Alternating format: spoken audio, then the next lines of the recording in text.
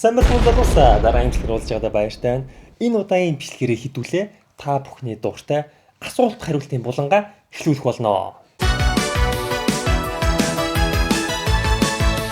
Сүүлийн бичлэгийн доор ирсэн асуулт хариултуудаас түүгээд би та бүхэнд энэ бичлэгээр хариулах болно. Эхлэхээс өмнө хэрвээ танд асуух асуулт байвал комментоор бичээрэй. Тэгээд би хариулж чадхаар асуултуудаа дараагийн асуулт хариултын булангаар хариулах болно. Ингээд өнөөдрийн асуулт хариулт руугаа орцгоё. За тэгэхээр эхний асуулт. Түшгийнхаа сүнэхээр тохой дуурайд байх юм аа. Энэ яг юу гэсэн үг вэ гэж байна.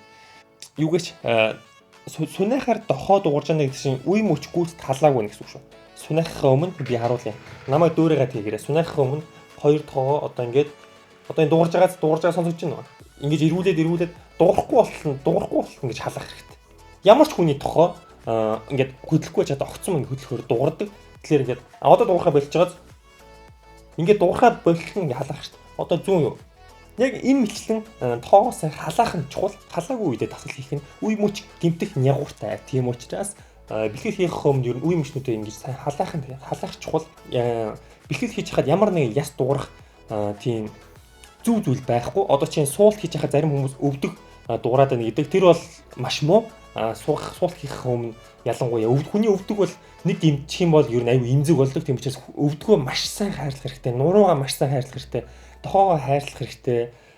Тийм учраас эхлэхийн өмнө бэлтгэл эхлэхийн өмнө бүх үе мөчнүүдээ ингэ сайн халааж агаад бэлтгэл хийх нь хамгийн чухал шүү. Аюу гадуур бол хямдхан байгаа. Зүгээр ингэ хаалгана ингэ дуугалчдаг. Ямар ч хаалгана ингэ дууглаад ингэ хийждэг. Тэрийг аваад гэхдээ ямар ч хамаагүй хаалганда тавиад ингэ сүнэх хэрэгтэй. Тэр бол айгүй амар заавал түрнээ хийн гэдэг ямар нэг юм цоолоор янз бүрийн юм болоодох шаардлага байхгүй. Аваад хаалган дээр тогтоож. Тэгээд тэр төрөмж юм уу да. Тэр төрөмжөөр ер нь айгүй олон тасал хийх боломжтой. Тэрийг бол гэртээ авцсан байх хэрэгтэй. Тэгээд хэрвээ гэртээ эхлээд хийх гэж байгаа бол гантил бол хэрэгтэй. Гантил нэг гар хийн, мөр хийн гэж бодоод нэг өөртөө таарсан гантил аваад ирээд тасал хийвэл зүгээр шүү.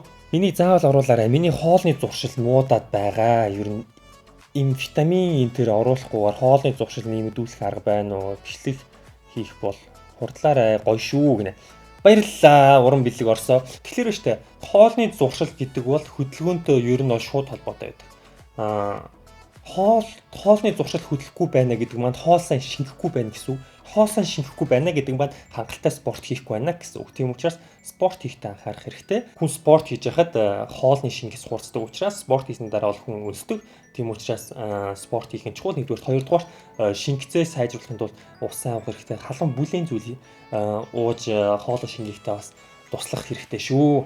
За дараагийн асуултанд оръё. Роза Макс сайн уу би таны баг байх үеийнхтэй адилхан туранхайлд би бусдаас асуух жоохон таргалвал илүү хурдан булчинтай болно гэсэн энэ үнэн үү та яаж байсан бэ? Заавал оруулаарай. Бас их ирдэг асуудалтай. Гэтэ энэ бол хүн арай өөрөөр хариулах бах. Зарим хүмүүс ингэж ярьдэн штэ. Таргалчаад дараа нь булчинтай болно гэдэг ч юм уу те. Эсвэл тарган хүмүүс туурчаад дараа нь булчинтай болно гэж ярьдаг тийм үү? Миний хувьд бол энэ бол зүгээр цагаа үрсэн хэрэг. Юу гэж одоо би чинь туранхай байлаа гэж бодъё. Би туранхай байлаа гэж бодоход би эхлээд таргалчаад дараа нь булчинтай болох юм бол би хоёр процесс явагдаж байгаа учраас их цаг хугацаа их орно. Нэгдүгээр, хоёрдугаар чи таргалаад өөхөлчүүд буцаад тэрийгээ булчин болох юм бол мэдгүй бараг л хоёр дахин илүү их цаг хугацаа орно. Тийм учраас би бол энд бол нэг их итгэдэггүй. Ер нь бол цаг их шаардна. Тийм учраас миний хувьд бол туранхай хүмүүс таргалангаараа масс нэмгээрээ булчинтай болох хэрэгтэй. Тархан хүмүүс яах вэ гэхээр массаа хасангаараа биенийхээ фат буюу өөхнийхөө хэмжээг хасангаараа булчин суух хэрэгтэй. Ерөнхийдөө хоёр үеийн нэг дор хийнэ гэсэн үг. Гэхдээ яг хөө мэдээж жоохон гайгүй дэглэм шаардна, гайгүй идэвхтэй бэлтгэл шаардна. Гэхдээ энэ бол нөгөө хөлбраасаа хамаагүй илүү үр дүнтэй богино хугацаа зарцуулна. Би жоохон ойлгомжтой тайлбарласан байх гэж найдаж байна. За дараагийн асуултанд оръё. Сайн байна уу? Би нугардаг юм л да. 7 жил тасралтгүй нугарч зөндөө тэмцээнд оролцсон. Гэвч 2016 оноос хойш нэг ч бэлтгэл хийсэнгүй. Яагаад гэвэл бэртэл авсан үедээ жингээ барих тасгал зааж өгөөч. Бас сэтгэлийн дэм гинэ. Сара Малу. Гэтэ бас хэцүү л юм те 7 жил тасралтгүй нугарж байгаад ер нь бол юм тамирчин бас урлагийн хүмүүст бол бэртэл гэмтэл гэдэг бол хамгийн том дайсан. хүнд бэртэл гэмтлийг бол яаж даргалахад хэцүү байдаг. Гэхдээ сэтгэл зүй бол хамгийн чухал шүү. Сэтгэл зүгээр гоё өөрөө гоё идэгцэн юм шиг сэтгэл зүй гоё эерэг байна гэдэг маань бэртэл гэмтэл хурдан идэхэд тусалдаг гэж би хувьдаа боддог. Энэ ч юу үнэн байх гэж бодож байна. Тэгээд нэгдүгээр хоёрдугаар гэх юм бол жингээ барих. Бэртэл авсан үедээ жингээ барих. Хаанаа бэртэл авсан юм бол доо тэрийг битсэн болов уу ойлгомжтой байгасан байна. Мэдээж жингээ барих тасгал бол мэдээж гүүж болж гин, дугуйж болж гин илүү их одоо удаан хугацаанд ингэж ачаал авсан бэлгүүд болж юм барихад туслана. Гэтэ хоолт бол тэрнтэй адилхан чухал шүү. Та бие хөгжүүлж байхдаа яаж үр дүнг нь мэддэг вэ? Эсвэл ямар нэгэн зүйлээр хичээлэх үедээ яаж сайжирч байгаагаа яаж мэдж авдаг вэ? Ачаал дарах чадвар бол шал өөр болдог л доо. Бэлтгэлээ мэдэрнэ гэж ярьдаг те. Ерөнхийдөө тамирчид бэлтгэлээ мэдрээд ингээд гоё ингээд нөх амар ядарханд багасаад тэгсэн мөртлөө гоё ирч хүчтэй асуудалгүй өргөдөг болчих юм бол ер нь бол сайжирчнаа л гэж ойлгох хэрэгтэй. Булчин бол ерөнхийдөө илүү их ачаал авч сурж байна гэж ойлгох хэрэгтэй. Булчин илүү их ачаал авч сурж байна гэдэг маань булчин томрохын нэг хэлбэр. Тийм учраас яг тэрүүгээрээ л ерөнхийдөө сайжирч байгаа үр дүнтэй байна гэж ярих бах та. За дараагийн асуулт. Миний зүгээс асуух ганц асуулт байна. Та хоногт хэдэн цаг унтдаг вэ? Хэдэн цагаас хэдэн цаг хүртэл унтвал хамгийн өдрийг өнгөрөөж чадахгүй, сэрүүлгэнд сэрэхгүй, орой нойр хүрэхгүй, өглөө 9-10 гэж босоод өдөржин ившгээд байх юм туслаараа баярлалаа гинэ. Нойрны асуудал бол маш чухал. Яагаад вэ гэхэлэр залуус бол одоо бол амралтын үе 100-ны амралт нь эхэлсэн байгаа. Шүн нэлээд оройдож унтж байгаа гэж бодож байна. Тэгээ тэр хүмүүс бол хэрвээ спортоор хичээлдэг бол эрт унтж сурах дадлал бол маш чухал. Ойролцоогоор хамгийн оройд нэг 12 цагийн үед унтаад тэгээд сэрүүлэггүйгээр 7-оос 9 цагийн үед сэрүүл. Энэ бол маш сайн амрал. Ерөнхийдөө бол шөнийн 3-аас 4 цагийн үед хүний бие яг гүн нойрондоо орсон байх хэрэгтэй. Яг бүр гүнзгий нойрондоо орсон байх хэрэгтэй. Хүний бие цаанаасаа тэгж програмчлагдсан байдаг юм уу да. Жам нь яг тийм учраас аль болохоор эрт унтах хэрэгтэй. Эрт унтахын тулд бас хийдэгдэн аргууд байна л да. Ном уншвал эрт нойр хүрж болно. Унтахынхаа өмнө тийм ээ. Хоёр дахь гэх юм бол бүх одоо энэ утас, камер, компьютероос унтахынхаа өмнө 2 цаг хоолдох хэрэгтэй. Одоо бие унтахад нь бэлдэж гин гэсэн үг. Ер нь бол энэ бүх компьютер, утас, телевизрүүд өөрөөсөө юм цэнхэр хурц туяа ялгаруулдаг. Энэ цэнхэр хурц туяа яадаг вэ гэхээр хүний тархинд одоо мелатонин буюу нойрны одоо тархины эс гэх юм уу, даавар гэх юм уу, тэрнийх нь хэмжээг нь одоо байх ёстой хэмжээнээс нь алдагдуулах. Тэр нь алдагдахаараа ер нь бол хүний тарих шүн болж явахад тэр одоо тарих нь өдөр болж байгаа юм шиг төсөөлөөд өөрөөр хэлбэл тэр цэнхэр туяа цаг хугацааны баримжааг, тархины цаг хугацааны баримжааг нь алдагдуулчихдаг гэсэн үг. Тийм учраас унтахынхаа өмнө цагаас 2 цагийн өмнө бүх утас, телевизэр, компьютер унтраагаад ном унших юм бол орой нойр хүрэх магадлал илүү өндөрсөн шүү.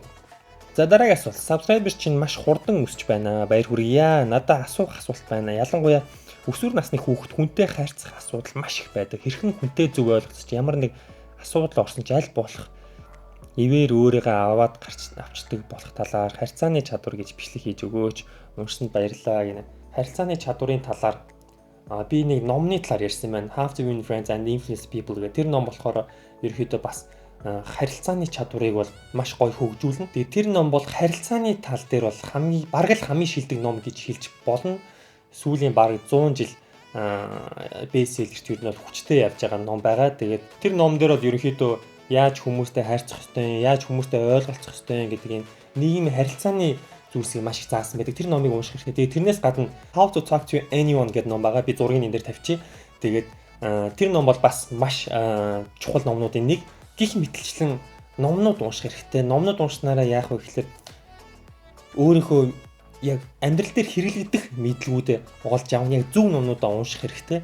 Зөв өөртөө хэрэг болохоор номнуудаа унших хэрэгтэй. Мэдээж өөрийнхөө цаг хугацаагаа өрн байж ном уншиж байгаа бол амьдралдаа үнцэн болохоор зүйлийг унших хэрэгтэй. Тийм учраас иймэрхүү хувь хүний хөгжил рүү чиглэсэн номнууд унших нь сургуульд өгдөг, сургуульд заадгүй, дэлхийн ямар ч шилдэг сургуульд заадгүй мэдлгүүдийг олж авч бусдаас хамаагүй илүү давуу талыг өөртөө суулгах маш том боломжтой шүү. Тийм учраас иймэрхүү номнуудыг маш сайн уншаарай. Залуу хөгшин хэлтгүү сурахад бол хизээж оройтхгүй. Ялангуяа энэ сургууль заадгүй эрдмийг бол бид өөрсдөө номоор олж авнаа. Номтой нөхөрлөх нь маш чухал. Ихэнх дэлхийн шилдэг номнууд англи хэл дээр олдох магадлал өндөртэй байдаг учраас англи хэл сурах хэрэгтэй. Гэхдээ миний түрүүний фитнес дээр жишээ авсан шиг англи хэл сурчгаад дараа ном унших биш, ном уншингаараа давхар англи хэлээ сайжруулах юм бол илүү үр дүнтэй шүү. Би ерөөдөө тэгэж болоо өөрийнхөө чадварыг тодорхой хэмжээнд ахиулсан гэж боддог. За тэгээ дараагийн асуултанд орцгоё. Сайн уу, би одоо 16 таа фитнес спортоор хичээллээ. 7 хоногч болоогүй байна. Наад шиг өксүр насны хүүхэд. Уурыг хэрэглэх нь зөв үү? Уурыг хэрэглэхийн давуу ба сул талыг хэлж өгөөч ээ. Бас сайн уу, буйна гэж хэлээд өгөөч ээ. За сайн уу, буйна. Буйна. Сайн уу. Та нар яагаад нэрээ хэлэх дуртай байд юм бэ, буйна? За, буйна сонсч. Буйн талаар би ярьсан шүү дээ. Гэхдээ уурны талаар за би гэхдээ дахиад ямар ч маш богинохноор тайлбарлая. Уурэг бол шингэн хоол. Ууранд байгаа бүх зүйлсийг бид зөв хоолойд хоолороо дамжуулж авч болно. Хэрвээ чи анхлан суралцагч бол би чамайг уур хэрэггүй гэж зөвлөж байна. Яагаад гэхээр уур гэдэг бол өөрөө нэгдүгürt үнэтэй. Хоёрдугаарт хоолороо оруулах болох учраас хооллолтонд маш зөв анхаарах хэрэгтэй. Уурны давуу тал нь гэх юм бол хэрэглэхэд амар, нэгдүгээрт, хоёрдугаарт шингэц сайтай, шингэц хурдан. Гэхдээ фитнест явж дөнгөж эхэлж байгаа бол энэ бол урт хугацааны зүйл, тийм учраас урт хугацаанд чи уурыг бодлож явах юм бол чамд бол чи бол санхүүгийн хэрвээ чи баян айлын хүүхэд биш бол санхүүгийн маш том асуудал учрна. Хэдхэн сар фитнест явж фитнесийн мөнгө өгнө, уурын мөнгө өгнө, хажуугаар нь тэгээд хэрэглээний мөнгө гэж чи амар их мөнгө өрнө. Тийм учраас зардлаар хасах хэрэгтэй. Уурныхаа мөнгөө өөр хэрэгтэй зүйлдээ зарцуулах хэрэгтэй шүү. Уурныхаа мөнгөөр ном аав, гадаад хэл суур, өөртөө хөрөнгө оруулах хэрэгтэй. Тийм учраас миний зөвлөгөө бол уурныхаа мөнгөө өөртөө хөрөнгө оруулаад тэгээд тасгалаа зөв хийгээд хоолтонд анхаараарай. За ингээд өнөөдрийн асуултуудын хувьд ийм байна. Тэгээд хэрвээ танд ч гэсэн асуулт байвал доор комент хэсэгт бичгээ мартаарай. Би харж агаад хариулж чадхаар асуулт байвал би хариулах болно. Тэгээд энэ бичлэгээс та жоохон ч гэсэн юм мэдж авсан бол лайк дараарай. Тэгээд дараа имжлэгээр улам сонирхолтой, улам хүн хэрэгтэй бичлгүүдийг хийх болно. Тэгээд дараа имжлэгээр уулзлаа. Түр баяртай залуусаа.